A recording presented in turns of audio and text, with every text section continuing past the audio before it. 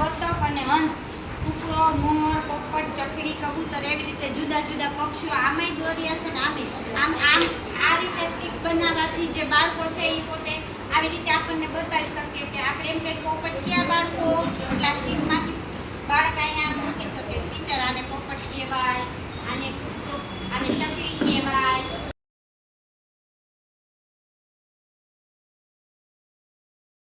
ઋતુ છે આંટી કઈ ઋતુ છે? શિયાળામાં શું પડે છે? બીજું બરફ પડે, ઝાખર પડે. પછી ઉનાળામાં શું પડે? તડકા. ગરમી થાય છે. પછી બાળકો ક્યાં નાવા જાવ તમે? ગરમી થાય તો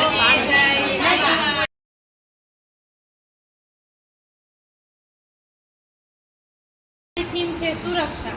બરાબર, સુરક્ષા 3 થી 6 વર્ષના બધા બાળકો માટેનો આ TLM છે. જો આ રસ્તાની સુરક્ષા છે, આ પ્રાણીઓની સુરક્ષા છે, સાધનોની સુરક્ષા અને આગથી બચવાની સુરક્ષા. બરાબર, આ પ્રાણીઓની સુરક્ષા છે એમાં બાળકોને અલગ અલગ રીતે વાર્તાઓ દ્વારા પણ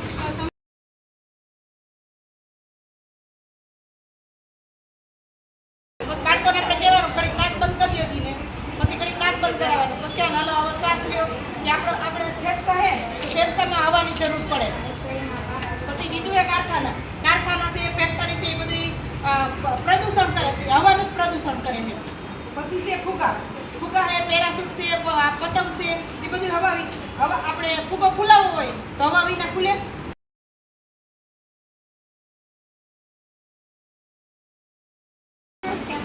અમે આ એક પૃથ્વી બનાવી છે અને આનાથી ઉપરથી અમે એ કહી શકીએ કે પૃથ્વી કેવી હોય. પહેલા તો બાળકને આપણે સમજાવવું પડે કે કેવી હોય, ગોળ હોય, એનો આકાર આપણે કહી શકીએ છીએ. અને પછી અમે એક આ રીતના એરો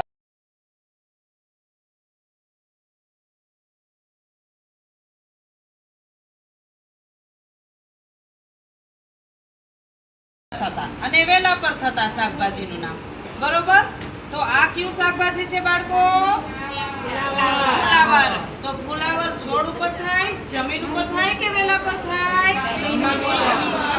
હા. હવે આ કયું શાકભાજી છે? દૂધી. દૂધીનો કલર કેવો છે? લીલો. પછી દૂધીમાંથી શું બને? શાક બને, ઢોકળા બને,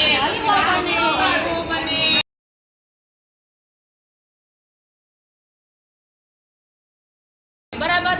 એમાં એક થીમમાં અમે છે ને બાળકોને ફળ આપીને રમાડી શકીએ, એક એના વિશે છે. અને એક સ્ટીક પપેટ દ્વારા બાળક ફળનું નામ બોલે, એનો કલર બોલે, ઓળખ કરે, સ્વાદમાં કેવું હોય એ બધું કહી શકે. બરાબર, હવે અમે છે ને પહેલા જે ફળ અલગ અલગ નામ બોલી અને એ સ્વાદમાં કેવું હોય, એનો કલર કેવો હોય, એનાથી વિટામિન મળે, એ બધી અમે છે ને લાઈનમાં એક એક કહેતા જશું. મારા 10 પ્રકારના વિટામિન મળે છે.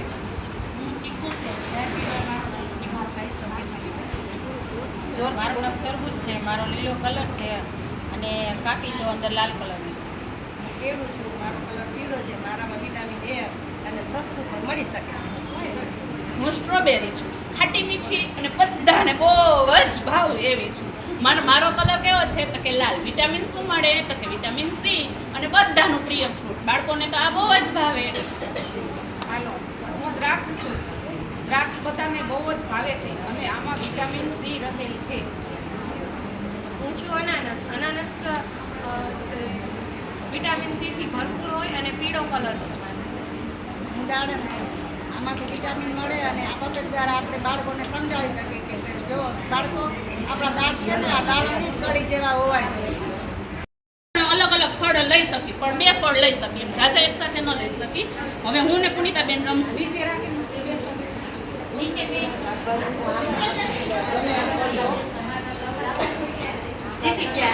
પુનિતાબેન ચાલો લઈ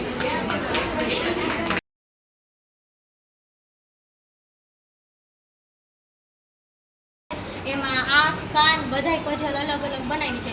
બાળકોને કહીએ કે આમાં ગોઠવો, આપણી આંખો ક્યાં આવે, પછી મોઢું ક્યાં આવે, આ વાળ બધી અલગ અલગ બનાવી છે.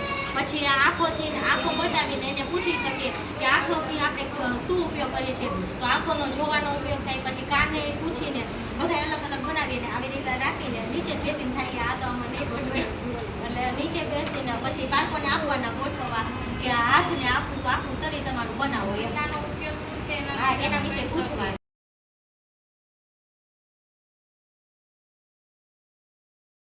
અને અમારી થીમ હતી મારો દેશ, જેમાં અમે એક રાઉન્ડ સર્કલ કરી અને એમાં ભારતનો નકશો બનાવેલ છે અને એમાં રંગ પૂરેલ છે, જેથી બાળક ગોળ એટલે કે આકાર પણ શીખી શકે અને રંગની ઓળખ પણ કરી શકે. અને અમે જુદા જુદા પ્રતીકો, રાષ્ટ્રીય પ્રતીકો બનાવેલા છે, જેથી આપણે બાળકોને બોલાવી પણ શકીએ અને બતાવી પણ શકીએ કે આ વડલો છે. અને એનાથી એને રંગ પણ ઓળખી શકે અને એ આકાર પણ ઓળખી શકે કે આ ચોરસમાં બનાવેલ છે. અને અલગ બનાવેલ હોય તો ટાઈમ નહોતો ને કે ત્રિકોણ ને બધું બનાવે તો ડબલ થીમ હોતે થઈ જાય હારવાર. અને રાષ્ટ્રીય પ્રતીકોના નામ બતાવી શકીએ ચિહ્ન સહિત કે આ આપણા રૂપિયા આપણી રાષ્ટ્રીય મુદ્રા છે. પછી રાષ્ટ્રીય ફળ, બધા પ્રાણી, પક્ષી, હા.